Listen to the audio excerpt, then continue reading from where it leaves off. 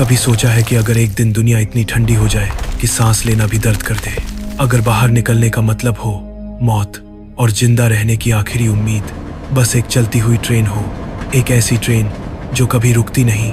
Train में जिंदगी कैसी होगी? स्नोपियर्सर की कहानी, इंसानियत, असमानता, भूख और उम्मीद की कहानी। साल था 2014। दुनिया ग्लोबल वार्मिंग की आग में झुलस रही थी। 79 देशों ने मिलकर CW7 नाम का केमिकल सैटेलाइट छोड़ा, सोचकर कि ये धरती का तापमान कम कर देगा, मगर मिशन फेल हो गया। तापमान कम नहीं, बहुत नीचे चला गया। धरती जम गई। महासागर, शहर, जंगल, जानवर सब बर्फ के नीचे, और जो बचे उन्हें एक ट्रेन में चढ़ा दिया गया। स्नोपियर्सर, एक ऐसी ट्रेन जो 24 घंटे चलती रहती है और धरती का एक पूरा चक्कर लगाने में उसे 1 साल लगता है। इस ट्रेन का मालिक और मेकर विल्फर्ड, उसकी इंजीनियरिंग, उसका सप्लाई सिस्टम, उसका इंजन, सब कुछ परफेक्ट। ट्रेन में बिजली है, पानी है, खाने के इंतजाम है, यहाँ तक कि स्कूल, खेती, मछलियाँ, पार्टी, हर चीज। लेकिन ये सब सिर्फ कुछ लोगों के लिए। ट्रेन 3 हिस्सों में बंटी है। सबसे आगे फर्स्ट क्लास, अमीर, रसूखदार, वो लोग जिन्हें 5 स्टार जिंदगी चाहिए, बढ़िया खाना, आजादी, ऐशो आराम। बीच में इकोनॉमी, सुविधाएं हैं पर कम, जी सकते हैं पर राज नहीं कर सकते। सबसे पीछे थर्ड क्लास, गरीब, बेसहारा, जिनको ट्रेन में जबरदस्ती चढ़ाया गया, जिन्हें नहाने को पानी नहीं, खिड़की से बाहर तक देखने का हक नहीं। इन्हें सिर्फ एक चीज दी जाती, प्रोटीन बार। वही बार जो पिछले 17 सालों से उनकी जीवित रहने का एकमात्र सहारा है। सोचिए, 17 साल तक एक ही स्वाद, एक ही चीज। हर रोज लाइन में लगकर गार्ड आए, गिनती करें, एक एक बार थमाए और वापस चले जाएं। कोई सवाल नहीं, कोई शिकायत नहीं, क्योंकि शिकायत की सजा मौत हो सकती है। एक दिन गार्ड आते हैं। उन्हें आगे के डिब्बों के लिए एक वायलिनिस्ट चाहिए। एक बुजुर्ग दंपत्ति सामने आते हैं, दोनों वायलिन बजाते हैं, पर गार्ड कहते हैं एक ही जाएगा। बूढ़ा अपनी पत्नी के बिना जाने से मना करता है। गार्ड उसकी पत्नी का हाथ तोड़ देते हैं और बूढ़े को घसीट कर ले जाते हैं। पीछे डिब्बे में खामोशी फैल जाती है, दर्द की, गुस्से की और बगावत की। यहीं हम मिलते हैं कर्टिस से। वह थर्ड क्लास में रहता है। सब उसे लीडर मानते हैं, पर वो खुद को लीडर नहीं मानना चाहता। उसके साथ है एडगर, उसका छोटा भाई जैसा दोस्त, और पीछे की कम्युनिटी का सबसे बुजुर्ग, समझदार शख्स गिलियम, जिसे कर्टिस अपना लीडर मानता है। एक दिन तानिया नाम की औरत कर्टिस को बताती है कि उसके बेटे के प्रोटीन बार में कुछ है।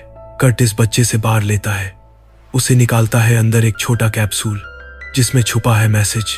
ये मैसेज पीछे वालों को आगे के डिब्बों से कोई भेजता रहता है।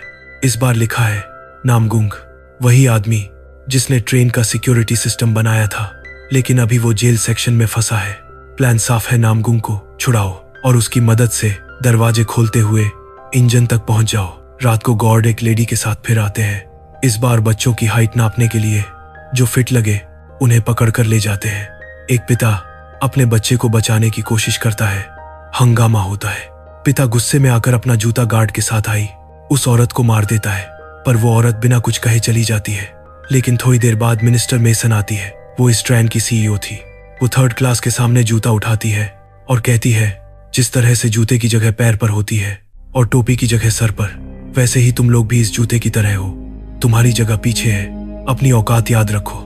फिर उस पिता को सजा दी जाती है जिसने जूता फेंक कर मारा था। उस पिता का हाथ ट्रेन से बाहर बर्फ में 7 मिनट तक रखा जाता है। बाहर ठंड इतने ज्यादा थी कि हाथ जम जाता है। फिर हथौड़े से हाथ को तोड़ दिया जाता है। हर चेहरा डर से पत्थर बन चुका था, लेकिन उस डर के नीचे अब आग लग चुकी है। विद्रोह की शुरुआत वहीं से होती है। कर्टिस को शक होता है कि शायद उनके पास गोलियां नहीं है। वह परखने के लिए एक चाल चलता है। वह सीधा एक गार्ड के सामने जाता है, उसकी बंदूक अपनी ही ओर मोड़ देता है और ट्रिगर दबा देता है, और सचमुच बंदूक खाली निकलती है। बस यहीं उनकी हिम्मत दोगुनी हो जाती है। फिर भिड़ंत शुरू होती है। हाथों में जो मिलता है लाठी, लोहे के टुकड़े, उन्हीं से लड़ाई। खून बहता है, चीखें गूंजती हैं, लेकिन कोई पीछे नहीं हटता। आखिरकार वे जेल सेक्शन तक पहुंच जाते हैं। वहां एक अजीब नजारा उनका इंतजार कर रहा होता है। कैदी छोटे छोटे बक्सों में जमे हुए, जैसे बर्फ में कैद जिंदगियां। इन्हीं में नामगुंग और उसकी बेटी योना भी है। दोनों क्रोनल नाम की खतरनाक ड्रग के आदी। नामगुंग सौदा रखता है। हर दरवाजा खोलने के बदले उसे 2 क्रोनल चाहिए। कर्टिस मान जाता है क्योंकि उसके लिए अब सबसे बड़ा मकसद है किसी भी तरह इंजन तक पहुंचना। दरवाजा खुलता है, अगले हिस्से से सीधी धूप अंदर गिरती है। पीछे खड़े लोगों के चेहरों पर पहली बार रोशनी पड़ती है। कोई आंखें बंद कर लेता है, कोई रोने लगता है। गिलियम बाहर देखता है, चारों तरफ बस बर्फ ही बर्फ। 17 साल से वही सफेद नजारा अब तक नहीं पिघला। एक पल को उम्मीद डगमगाती है। वो लोग अगले डिब्बे में पहुंचते हैं जहां प्रोटीन बार बनाए जाते हैं। कर्टिस मशीन के अंदर झांकता है और वहीं रुक जाता है। अंदर हजारों कॉकरोच है, उन्हें पीस कर ही ये बार बनते हैं। वही बार जो पीछे के लोग पिछले 17 साल से खाते आए हैं। कर्टिस का गला सूख जाता है। सच बहुत गंदा और कड़वा है, पर यही सच है। वो समझ जाता है, मगर अभी कुछ नहीं कहता क्योंकि मिशन बड़ा है। इंजन तक पहुंचना ज्यादा जरूरी है। कर्टिस को उस अनजान आदमी का एक और संदेश मिलता है, वाटर मतलब पानी वाले सेक्शन पर कब्जा करो, क्योंकि पानी ही असली ताकत है। अगर पानी रोक लिया तो आगे वालों को मानना ही पड़ेगा। नामगुंग दरवाजे खोलता जाता है। इसी बीच कर्टिस योना से बातें करता है। उसे पता चलता है कि योना का जन्म इसी ट्रेन में हुआ था। उसने कभी जमीन देखी ही नहीं। कर्टिस के मन में शक उठता है, शायद योना नजूमी है, यानी वो लोग जो दीवार के पार देख या महसूस कर सकती है। तभी योना एक दरवाजा खोलने से रोकती है, लेकिन अब देर हो चुकी होती है। दरवाजा खुल चुका है। सामने खड़े हैं खूंखार गार्ड्स और अगले ही पल उनके बीच लड़ाई हो जाती है। थोड़ी देर बाद एक अनाउंसमेंट होता है, ट्रेन न्यूयॉर्क बेंचमार्क ब्रिज से गुजर रही है। साल का एक चक्कर पूरा हुआ। सब हैप्पी न्यू ईयर चिल्लाते हैं, लेकिन रास्ते में सामने बर्फ का विशाल टीला।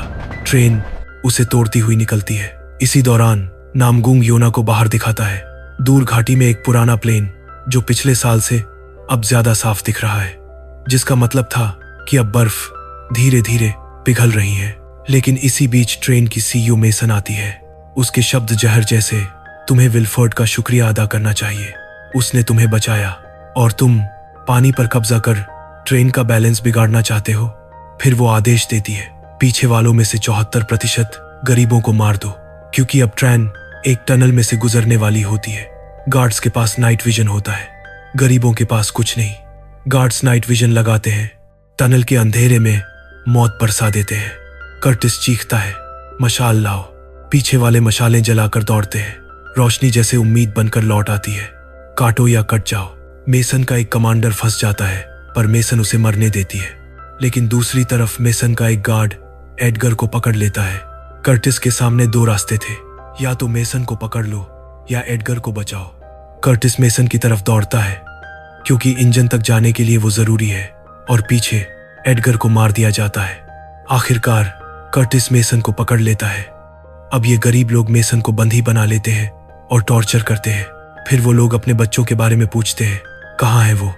मेसन बताती है, विल्फर्ड के पास, उसे बच्चे पसंद हैं। कर्टिस धमकाता है, विल्फर्ड को बुलाओ, नहीं तो पानी रोक देंगे। मेसन ठंडी आवाज़ में सच बताती है। पानी आगे इंजन सेक्शन से आता है, बर्फ को पिघलाकर। पीछे सिर्फ रिसाइकल होता है। पानी रोकने से उसे फर्क नहीं पड़ेगा। फिर मेसन एक डील करती है, अगर मुझे छोड़ा तो मैं तुम्हें इंजन तक पहुंचाऊंगी। कर्टिस मान जाता है। गिलियम और बाकी लोगों को यहीं रुकना होगा। ये फैसला होता है। रात में गिलियम कर्टिस को कहता है, जब विल्फर्ड से मिलो उसकी बातों में मत फंसना, उसकी जुबान काट देना, वो चालाक है। कर्टिस सिर हिलाता है। सुबह कर्टिस अपने 6 लोगों के ग्रुप के साथ आगे बढ़ता है। मेसन को आगे रखकर पीछे वाले उम्मीद और डर के साथ देख रहे होते हैं। आगे पहुंचने पर उन्हें फार्मिंग सेक्शन मिलता है। फल, सब्जियां, हरी भरी दुनिया, जैसे किसी और ग्रह पर आ गए हों। मछलियां तैर रही होती हैं। गरीबों की आंखें भर आती हैं। वहां एक शेफ भी होता है। उन्हें पहली बार मांस खाने को मिलता है। मेसन कहती है, हम सीमित फिशिंग करते हैं ताकि ट्रेन में बैलेंस बना रहे, जैसे ही मेसन अपना खाना खाने वाली होती है। कर्टिस अचानक उसे रोकता है। अपनी जेब से उसी प्रोटीन बार को निकालकर मेसन को खाने देता है। 17 साल का स्वाद कभी चखा है। मेसन को जबरदस्ती उस बार को खाना पड़ता है। फिर वो अगले डिब्बे पर पहुंचते हैं, जहां एक स्कूल होता है, जहां अमीरों के बच्चों का ब्रेन वॉश किया जाता है। टीचर उन्हें पढ़ाती है, विल्फर्ड भगवान है, उसने तुम्हें बचाया। पीछे डिब्बे वाले लोग घटिया और नाकारा है। तानिया अपने बच्चों की तस्वीरें दिखाती है। क्या इन्हें देखा है? एक बच्चा कह देता है, ये लोग पीछे से आए थे, आगे चले गए। ट्रेन एक जगह से गुजरती है जहां पिछली बगावत में लोग बाहर कूद गए थे। बाहर का तापमान उन्हें जमा देता है। उनकी बॉडीज अब भी जमी है। खामोश सबक बनकर टीचर बच्चों को दिखाती है, अगर इंजन रुका तो हम सब मर जाएंगे, ट्रेन ही हमारा घर है। तभी इधर एक आदमी अंडों से भरी टोकरी लेकर आता है। बच्चे खुश हो जाते हैं, सबको अंडे बांटता है। इसी बीच वो टीचर को भी एक टोकरी देता है और खुद पानी वाले सेक्शन में बाकी गरीबों को अंडे बांटने के लिए जाता है। गरीब लोगों को लगता था कि एग और चिकन बहुत पहले ही खत्म हो चुके हैं। फिर वो अंडे बांटने वाला उन गरीबों लोगों को कहता है, ट्रेन में ऐसी बहुत सी चीजें हैं जो लोगों को लगता है कि खत्म हो चुकी है। इतना कहते ही वो अपनी टोकरी से मशीन गन निकालता है।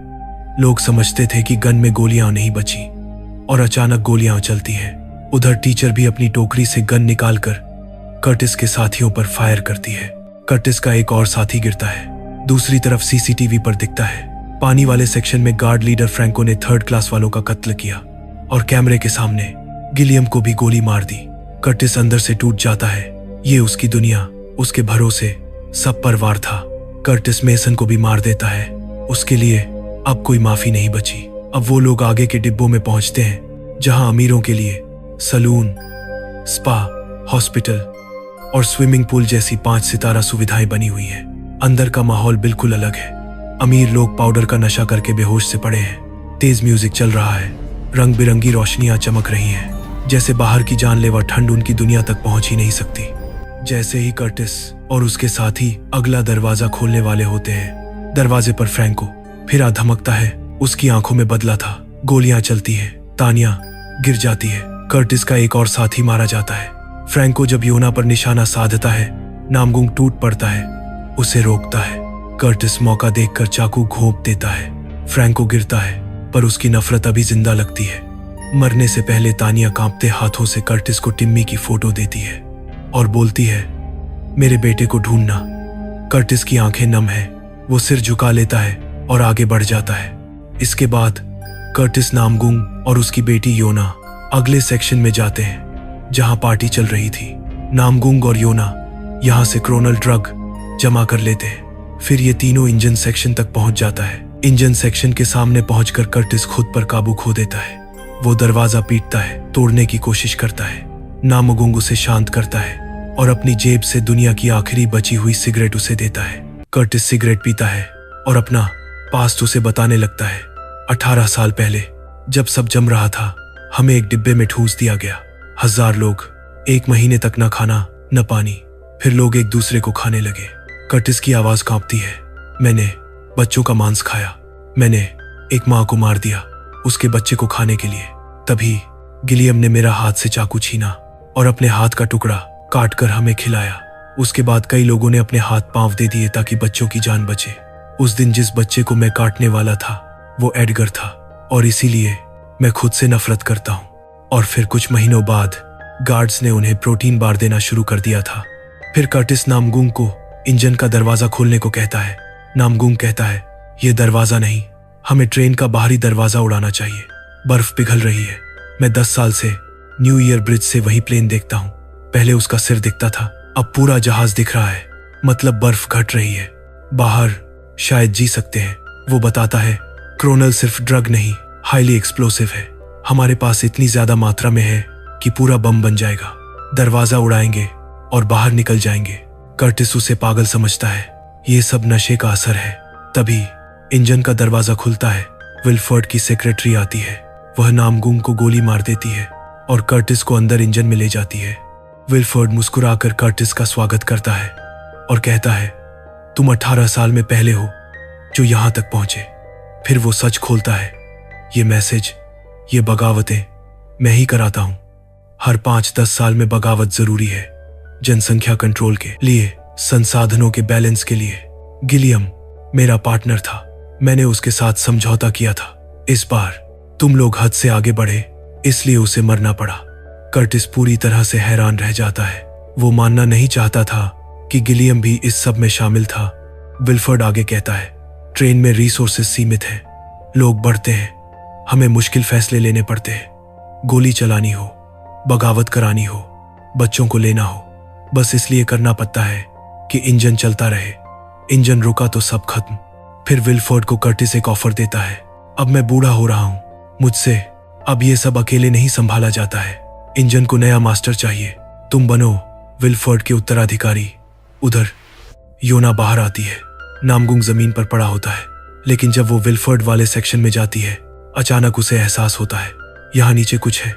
वो फर्श की टाइलें उखाड़ना शुरू करती है। तभी कर्टिस भी वहां पहुंच जाता है।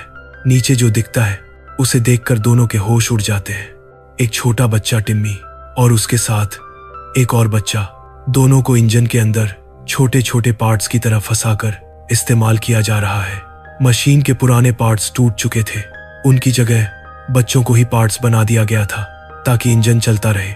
कर्टिस के अंदर दबा इंसान, जो पिछले 18 साल से गिलियम के दिए हुए उस हाथ के टुकड़े का बोझ ढो रहा था, अब ज्वालामुखी की तरह फट पड़ता है।